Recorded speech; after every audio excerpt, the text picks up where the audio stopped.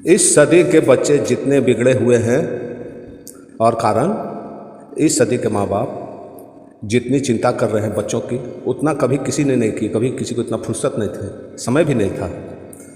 ज़िंदगी का संघर्ष इतना था, सुबह 5 बजे उठ जाना, किसान खेत पर काम करने चला जाएगा, शाम होते होते लौटेगा।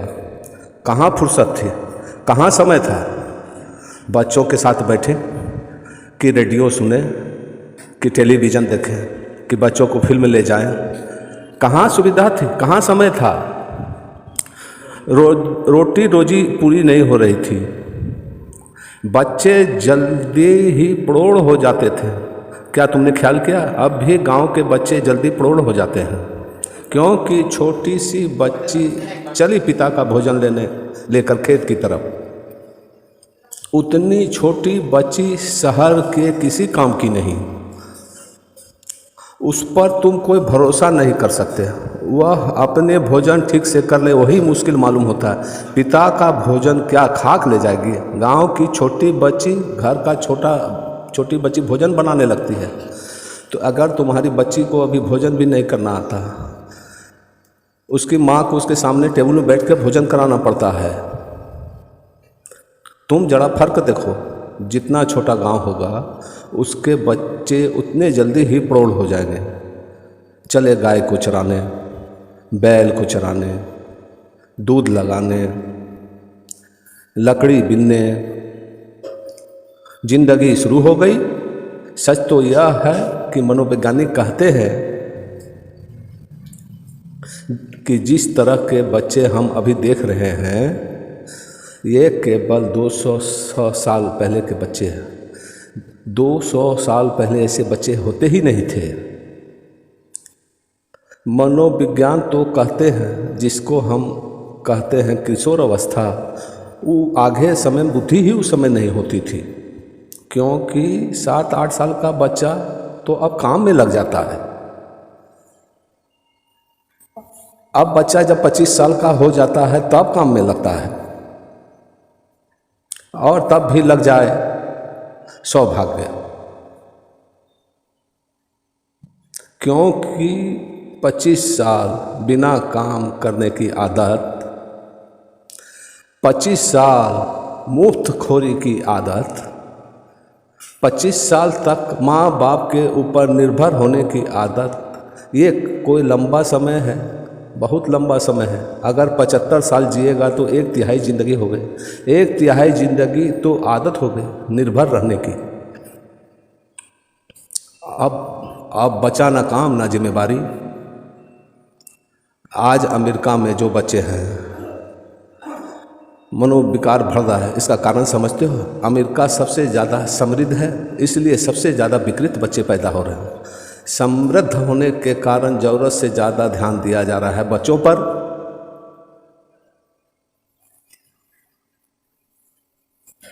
बच्चों को साइकिल ही नहीं चाहिए, कार भी चाहिए। छोटे छोटे बच्चे कार चला रहे हैं। सबसे ज़्यादा दुर्घटनाएं उन्हीं से होती है। सबसे ज़्यादा कार की दुर्घटनाएं 18 वर्ष से लेकर 25 वर्ष तक के बीच के लड़के करते हैं, लड़कियां करती हैं, और सबसे ज़्यादा अपराध वे ही करते हैं। सबसे ज़्यादा उपद्रव 18 और 25 साल के बीच के बच्चे करते हैं। खाली हैं, ताकत हाथ में आ गई है, काम कुछ है नहीं। यूनिवर्सिटी में आग लगाओ, फर्नीचर तोड़ दो, खिड़कियों के कांच तोड़ दो, कुछ तो करना होगा। ये तुम कल्पना ही नहीं कर सकते हैं कि 25 साल के बच्चे पुराने ज़माने में बड़ा प्रौढ़ होता था, क्योंकि 7-8 साल का होता तो काम में लग जाता, और भी गरीब घर का होता तो और भी पहले काम में लग जाता। जिम्मेदारियां आती है तो अनुभव आता है, अनुभव आता है तो समझ आती है।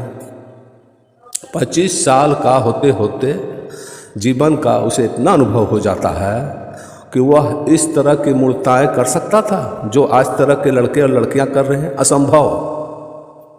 उसमें एक गुरु गंभीरता आ जाती है, उसे जीवन का एक पाठ मिल गया होता है।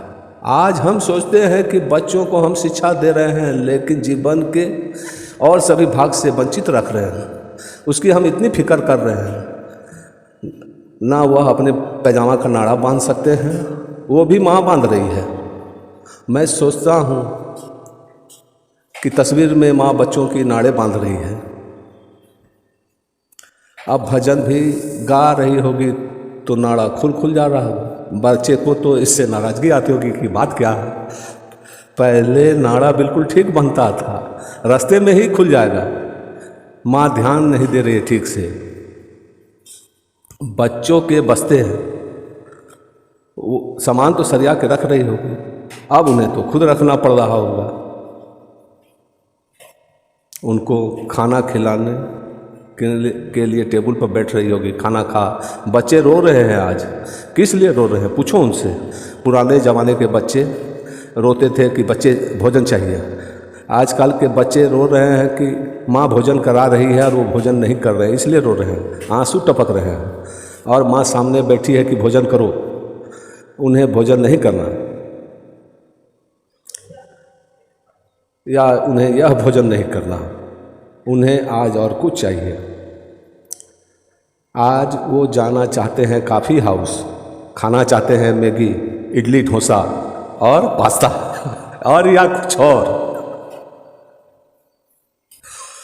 उन पर ध्यान, उनको 24 घंटे उन पर ध्यान चाहिए, और इस ध्यान से कोई लाभ उन्हें नहीं होने वाला।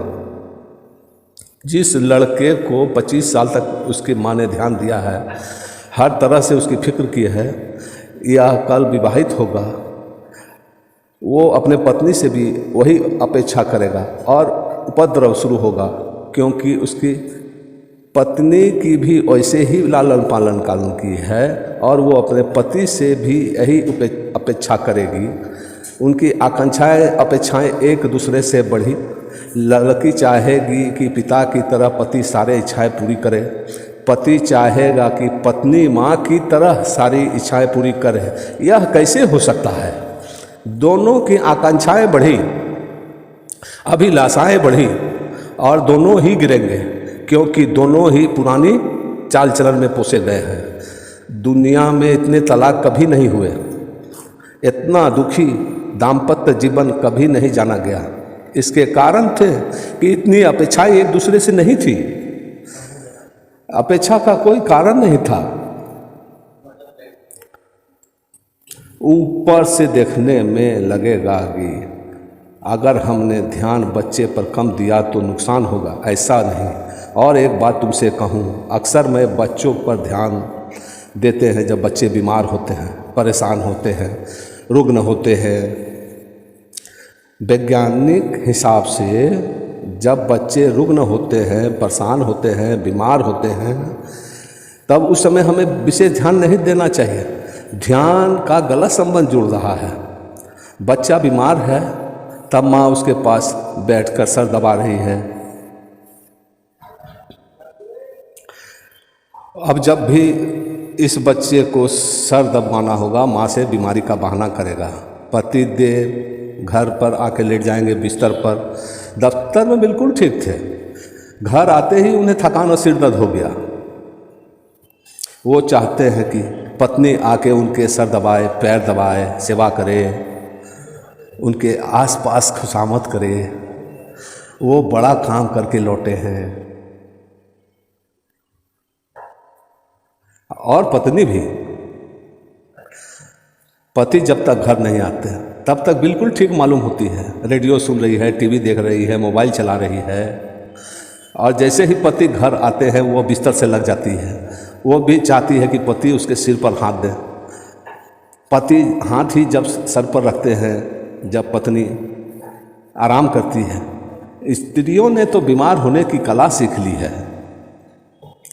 उनको पक्का पता है कि उनका ध्यान कब रखा जाता है। पत्नी बीमार हो जाए तो पति पूछने लगता है साड़ी लेनी है कि और क्या लेनी है, जो करना हो भाई करो, मगर बीमार मत हो रानी।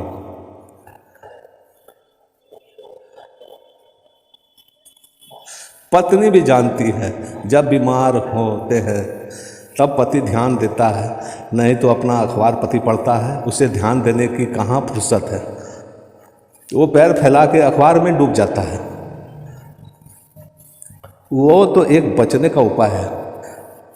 पति आगे से अखबार खोल लेता है, पत्नी और सभी चीज़ उधर छूट गए, झंझट मिटी। एक अखबार को कई दफ़ा पढ़ता है। मैंने एक घर में गया था, एक सज्जन सुबह में वैसी अखबार को पढ़ रहे हैं, शाम को भी जब पढ़ने लगे तो उसी पन्ने को पढ़ रहे हैं। तुम शुरू से आखिर तक कई बार पढ़ चुके उस अखबार को।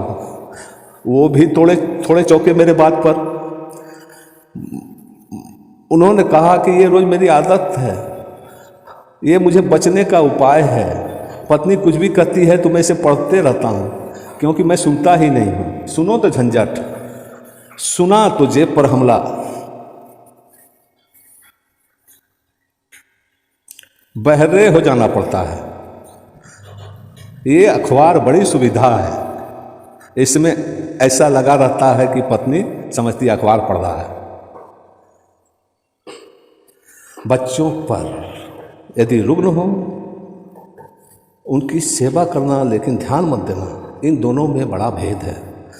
जो ज़रूरत हो, अपेक्षा पूर्ण हो, दवा की ज़रूरत हो दवा देना, कंबल उड़ाना हो कंबल उड़ा देना, लेकिन ज़्यादा उनकी खुशामद नहीं करना। कहीं ऐसा ना हो तुम्हारी खुशामद उनके भीतर बीमारी का नेस्त स्वार्थ बन जाए। कहीं ऐसा ना हो कि उन्हें लगने लगे कि जब भी ध्यान माता पिता का चाहिए तो बीमारी का बहाना बनाना है।